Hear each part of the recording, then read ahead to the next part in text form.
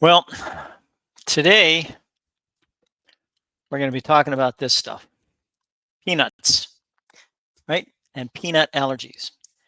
As I've said in the past, we're going to talk also about how researchers, media, I think, is doing this more than researchers, but media is part of the symptom of the problem here, and how they are predicting the past. More on the data show.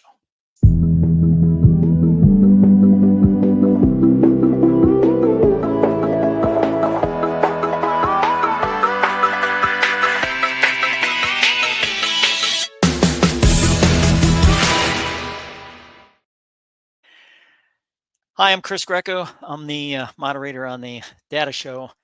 And today, what I want to talk to you about is this massive study that has been just hit over and over and over again by media about how 60,000 children were prevented from having peanut allergies as a result of this, as a result of guidelines that were set down 10 years ago. I'm sorry, the result of a study 10 years ago.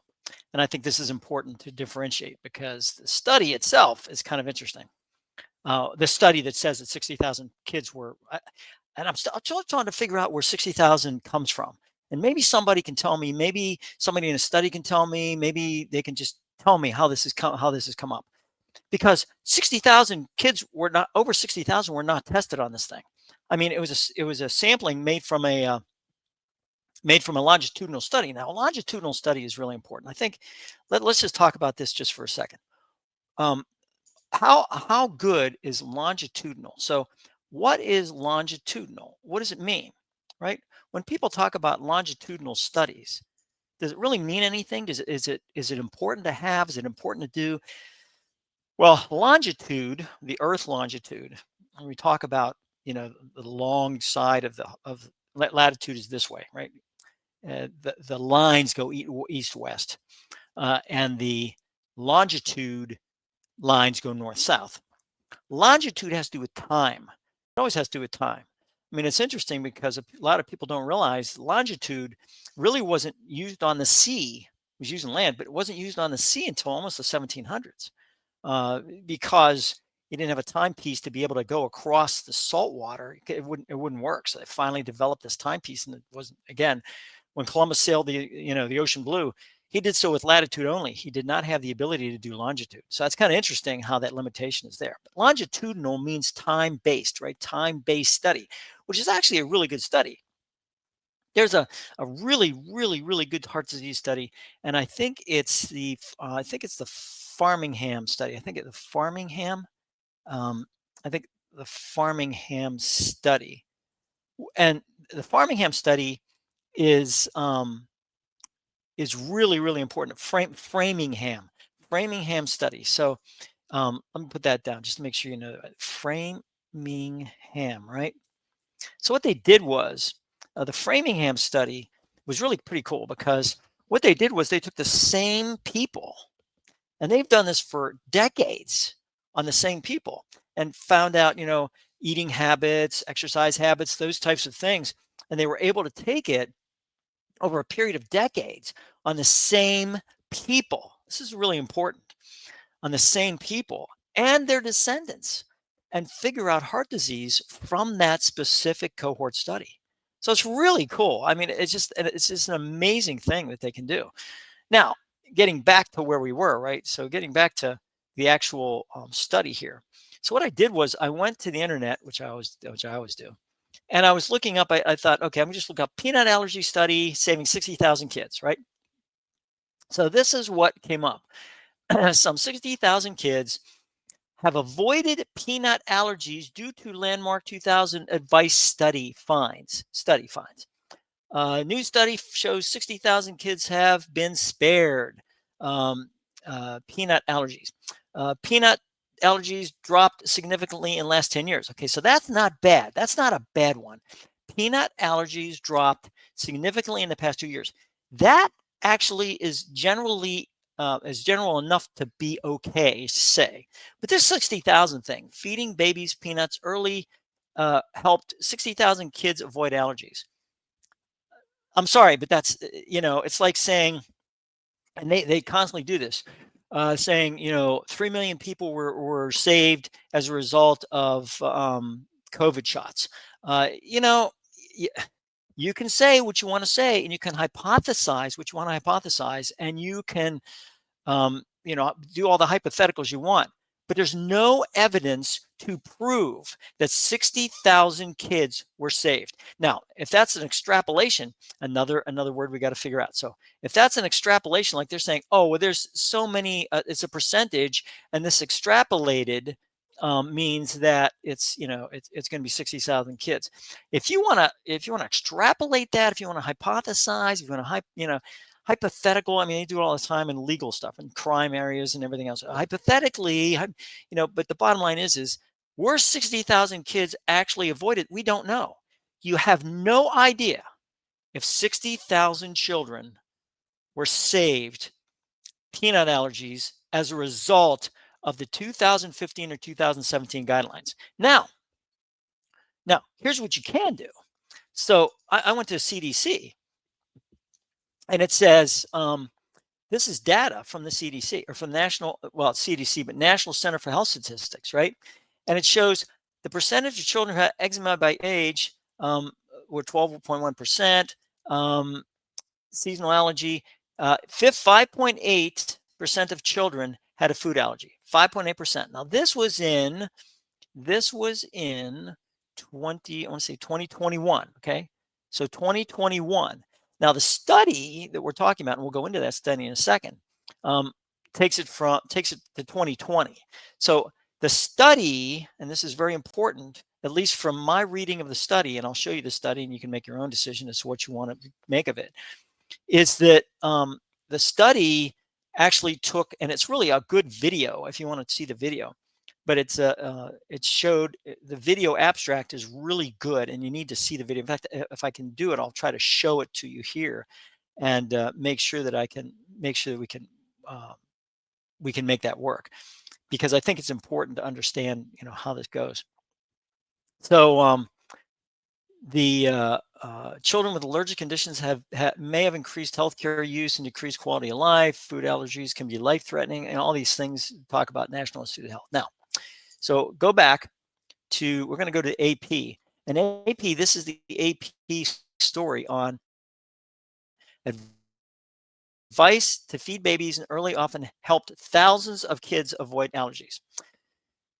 Okay, AP, of all the media outlets, AP, the Associated Press, to me, try to get it right. They try to make it more journalistic than spectacular.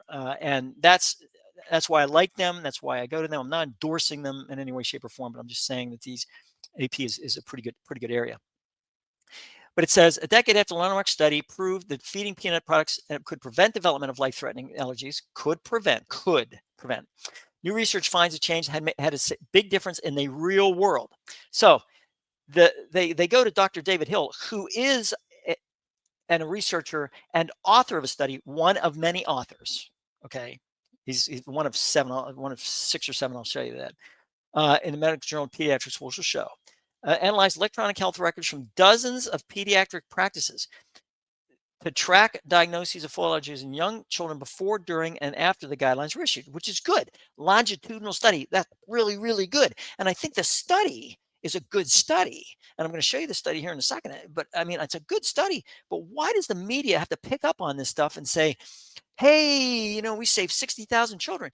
You don't know that. You don't know that any more than the man in the moon does. I could come out and say stuff,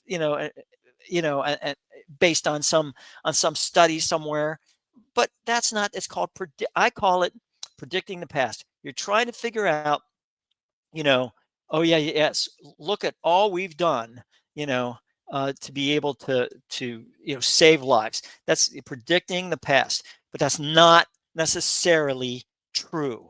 And the reason is because we have things called confounding factors. And I could talk about confounding factors, and I talk about all these things in past shows. Confounding factors. You can't say, well, you can. You can say whatever you want. You can't prove 60,000 kids were saved, because there are confounding factors that are shoved into the situation: population change, age change, disease changes. Remember, 2020 was big in COVID. So did COVID have an issue with that? Also, and these are limitations. The thing I love about the pediatric study, which I'm going to show you here in a second, has to do with what we're talking about from the standpoint of transparency, right? Encouraging trends in pain allergy prevention, real world impact of prevention guidelines. This is the study they're talking about, and this is from American Academy of Pediatrics. So it talks about the whole thing, talks about food allergens, whatever else. Nowhere in here, nowhere is there mention of 60,000 kids. Nowhere. I don't see it. The authors report a 27.2% reduction in the cumulative incidence of peanut allergy among children in the post-initial guidelines cohort. Cohort. That's the study cohort. It's not all the children in the United States. It's not all the children in the United States. It's a cohort from the electronic medical records from these practices. Okay, so in other words, the sampling is not a random sampling, and they'll sit there and they'll tell you till time, it's a random sampling. It's not a random sampling. It's from practices that are a practicing member of this electronic health record. So therefore, it's not all pediatric practices. It's not all of them. So that's an issue, because what that means is random sampling means every object has an equal chance of being picked. That's what random sampling means, folks. And I think this is, when you say random, right? It means, and this is important, every object, every event, every person, every whatever has an equal chance of being selected. That's what random means. So this is not a random study. And most clinical trials are not random studies. As a matter of fact, I would venture to guess that a majority of them are not random sampling. And this is also very important, right? Now, let's get down to business here. Peanuts, allergies do exist. And children have adults have peanut allergies. How they get them, what happens, the root cause, they don't know. I mean, they're trying to figure out, maybe it's DNA, maybe it's this or that, blah, blah, blah, whatever. Bottom line is they do exist and kids do have them. So you treat them. Anaphylaxis. That's not something to take lightly. Die from anaphylaxis. You can die from anaphylaxis. I mean, it's very, very, it can be fatal. So it's very important to be able to do. I mean, I know some people have cinnamon allergies, that have allergies to certain spices, things like that. I mean, it's hard. It's a hard life to live, because you got to make sure that everything is, the ingredients, and you got to tell restaurants this. It's really a tough life to live. So you have this cohort guideline thing, right, going. And I took a look and I thought, yeah, this is nice, conflict of interest stuff, and all these things. Now, this was a New England Journal of Medicine study that was done in 2015. That was the basis for this whole thing, right? Randomized trial of peanut consumption at risk for peanut allergy. Randomized trial of peanut consumption. I like that. Okay, so if it was in fact random. So we randomly assigned 640 infants with severe eczema, egg allergy, or both to consume or avoid peanuts until 60 months of age. So let's get down. So let's get down to business. Randomized trial of peanut consumption. We randomly assigned 640 infants with severe eczema, egg allergy, or both. Okay, folks, look. Every object has an equal chance of being selected. Is this randomized? You can randomize the individual 640. Again, 640 that's a pretty good population. That's not a bad population that's not a bad population to sample from. So I'm just going to say that right off the bat. 640 is good. Some clinical trials I've seen have five. So it's like, no, that's not enough to get any type of reaction, any type of statistical significance whatsoever, right? But anyways, that's one of them. So then you have this is really good. This is the associate. This is pediatrics, and the nice thing about it is that this was a this was an actual called the audio. Um, this is actual an audio. Let's see if I can take it back here. Here we go. This is what they call an audio abstract, which is great. I mean, it really is good. So I'm just gonna although I really do appreciate the fact that he's talking. This is the background of the entire study here, right? Um, uh, so that's pretty cool. I mean, I like that. So I'm going to just push it forward here a little bit.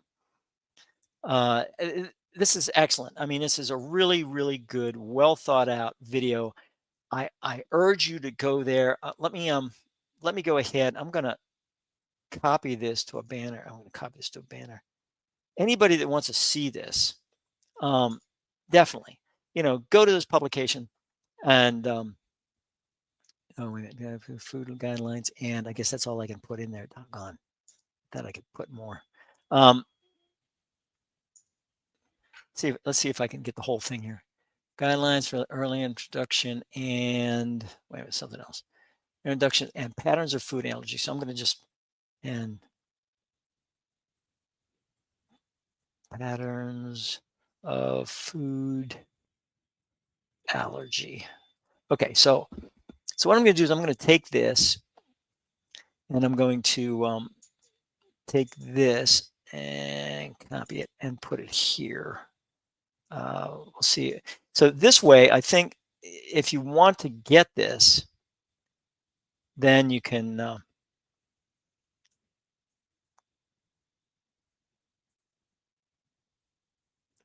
And I think this is important because if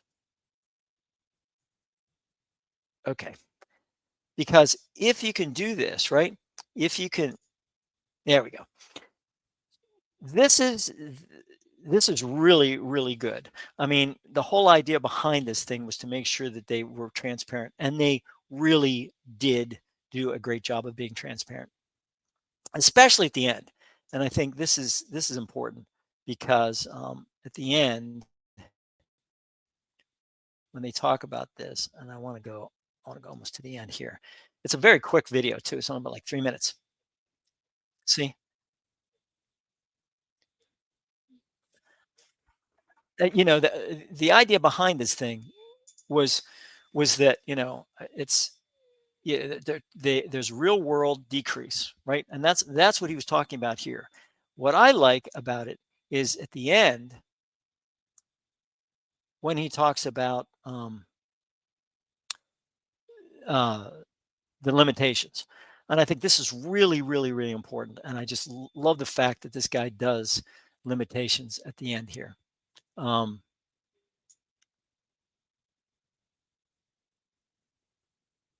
and I'm hoping I can just kind of get to that point.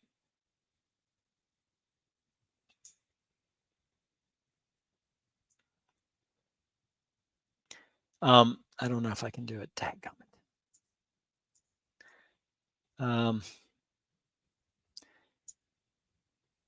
There we go. So limitations. Shoot. Let me just. I want you to just see the limitations area. So I think this is important. So limitations. Diagnosis codes does not equal true disease. So in other words, they're what they do is they have a lot of what they call diagnosis codes.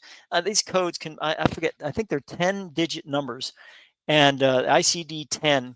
And I don't know whether they stand for International Conference Diagnostics or something like that. But anyways, this is what you put in whenever somebody comes into a hospital, counseling, anything that's done. It's done from the standpoint of diagnostic codes, but it does not equal the true disease. I really appreciate them saying that. Actual feeding patterns of children are not captured. That's another limitation. And they're more than happy to throw that out there, which is great. And then finally, generalizability to outside health systems are unclear. So, in other words, they can't say do this for everybody. It doesn't, so it doesn't necessarily work.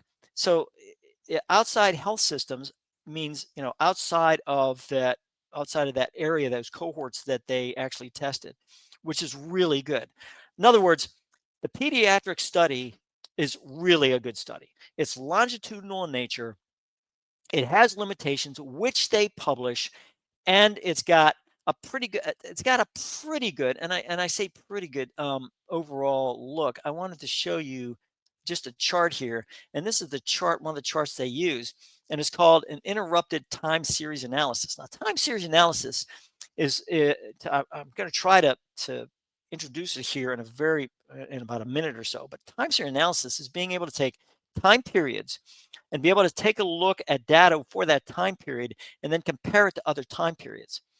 And what you can see here is, if you can see these dots are different points of data, and you can see they're all over the place, right? I mean, literally all over the place.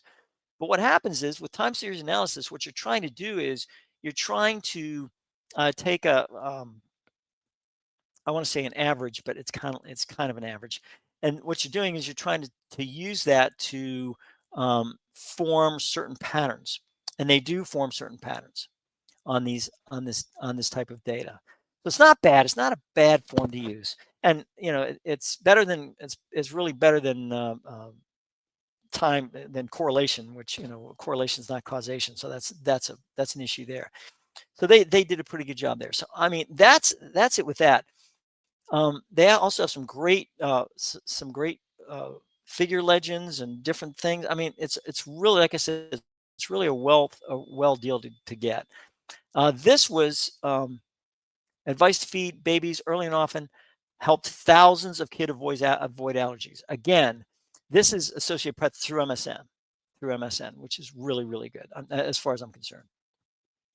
Now, this is um, this is another updated pediatric peanut allergy prevalence in the United States. It talks about different aspects. Um, and this is a 2018.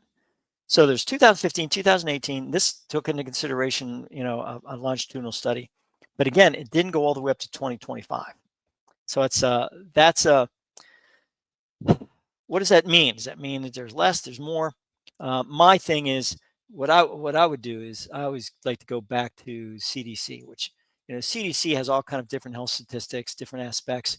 You can take a look at uh, you know diagnosed allergic conditions in children aged 0 to 17, United States 2021. But this wasn't published till January 2023. So that's where you get that type of thing. So I'd get 2020, 2019, and take a look at that and see what, in fact, the difference is. Do they have allergic conditions? Um, you know, in from 2020, from 2019, from all these different things. You know, just over 1/4 of children in the United States had at least one allergic condition. 27.2 children had one or more selected allergic conditions. About 1 in 5 children had a seasonal allergy, and 1 in 20 had a food allergy. 1 in 20, 5%. 5% of children had a food allergy. Food allergy doesn't mean peanut. Could mean anything. Could mean not anything, but it could mean egg. Could mean spices. Those types of things. So again, I just wanted to point out different aspects, and what you know of the study itself, and to say that it's a shame, because what the press needs to do is to get a hold of their journalists. And I say it in quotes, because you don't put up that you saved 60,000 kids when you don't have the evidence to prove that you saved 60,000 kids. You can't extrapolate out and say, I saved 60,000 children. First of all, that bothers me. It bothers me as a data guy. It bothers me as a person. You just can't. Don't stop throwing this stuff out like that somehow medicine is the savior of the world.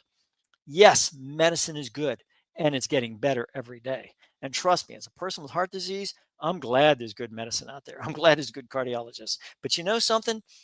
When we do medical care based on mathematics, we have a problem. You got to do medical care based on people.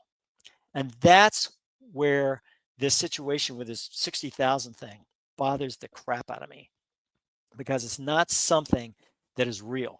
It's something that is made up. And you can sit back and say, but Chris, mathematics shows, hey, I get that.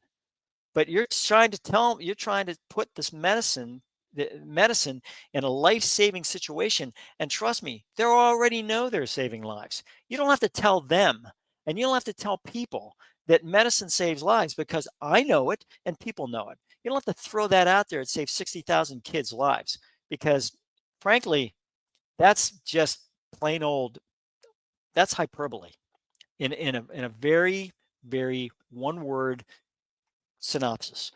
So when you read these studies, and I really highly urge you to read the studies, read them and see what the limitations were, see where the conflict of interest, they have to tell what the conflict of interest is, all these different things before you move on and start to say, wow, that was just a great peanut study. Everyone is different, and everyone has an individual aspect to that whole thing. So it's good that they came out with guidelines. It's good that the pediatricians are doing that. It's good that parents are paying attention to those types of things. I think those are all good things as a result of the original peanut study in 2015. And then you had post studies in 2017. So I think all those things are very, very, very important. Saving one child's life, that's a miracle unto itself. Um, so that's something that I do not um, just discard. It's the data problems that I confront, and you should too. And that's the reason for the show. So on that note, I'm going to go ahead and call it a day. Thank you very much for listening. And just if you have an allergy, just be careful. Just be careful. Stay healthy, because there's something about data that if you look at it and you really dig down into the data itself, there's a lot of research studies out there that are very, very good. And for whatever reason, and I don't know why, the media likes to take these studies and put it out there like it's some edict for future health aspects. Eat well, exercise, keep your stress down. And in the meantime, this is the Data Show, Chris Greco. Take care, and I'll see you next time. And remember, always check